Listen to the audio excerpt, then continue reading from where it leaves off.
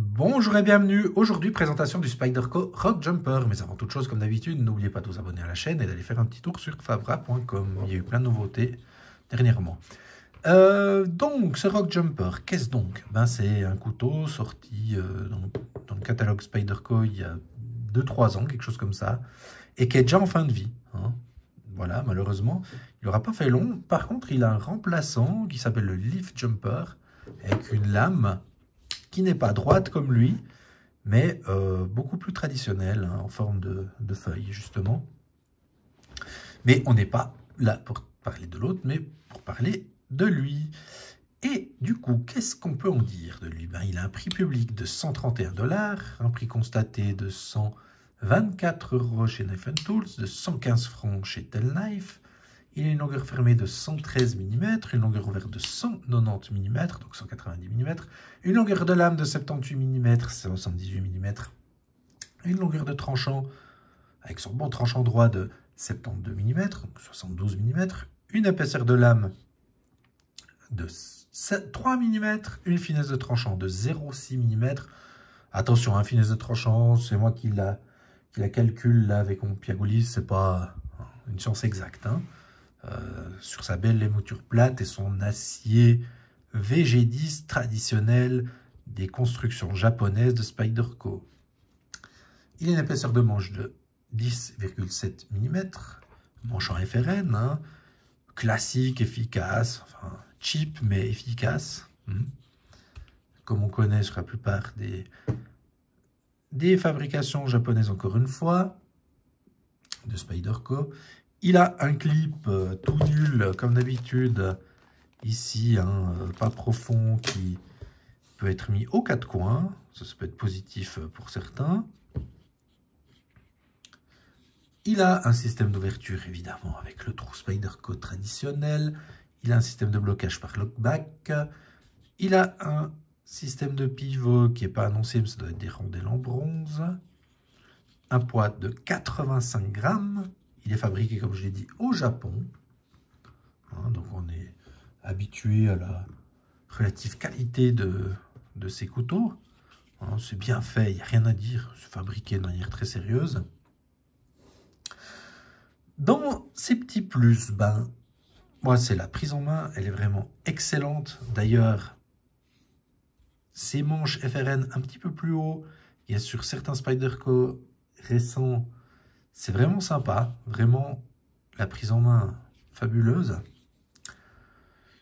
On va y revenir à ce manche, je vais vous le comparer après. Il a une finesse de tranchant qui est, ma foi, intéressante, un petit peu comme tous les Spyderco FRN, c'est dans la même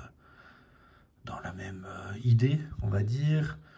Évidemment, c'est une construction solide, c'est positif aussi.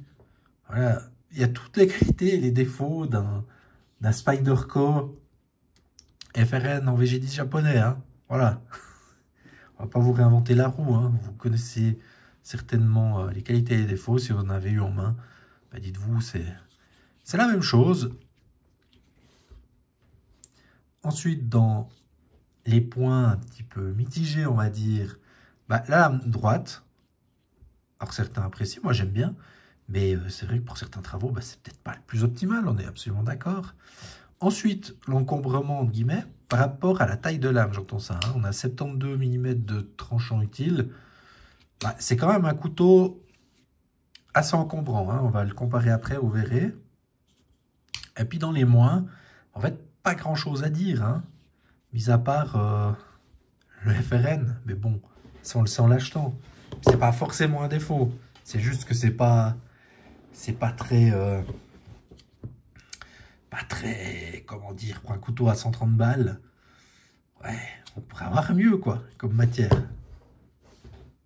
On pourrait avoir mieux, quelque chose qui flatterait plus notre ego, entre guillemets, parce que ça, c'est du vulgaire plastoc, mais encore une fois, il est efficace. J'entends la prise en main est excellente avec ça, puis c'est durable, quoi. Ensuite, justement, je vais le comparer avec d'autres Spyderco, comme ici, le Delica, le classique Delica. Vous voyez, en termes de... Ici, en termes d'encombrement, on est quand même sur bien plus encombrant, fermé aussi.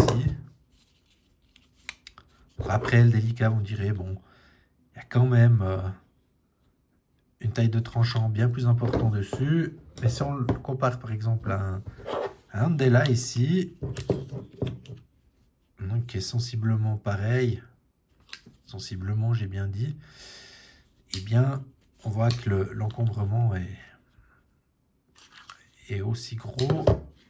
Pour autant, l'Andela, pardon, quand même une taille de lame un petit peu plus importante en finalité.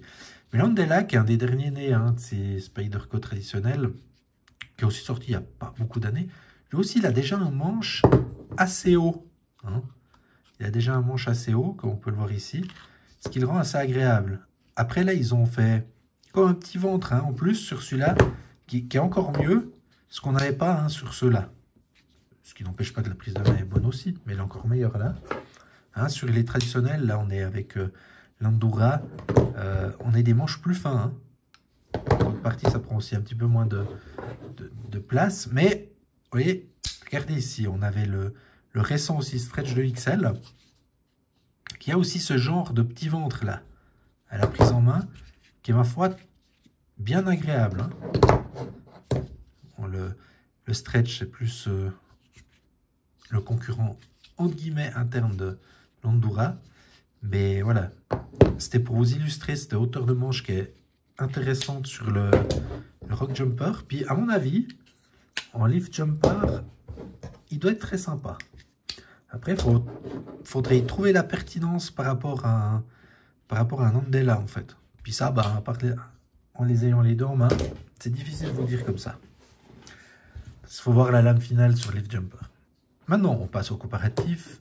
Bug Out. Elementum. Astute. Hop. Hop. Para 2.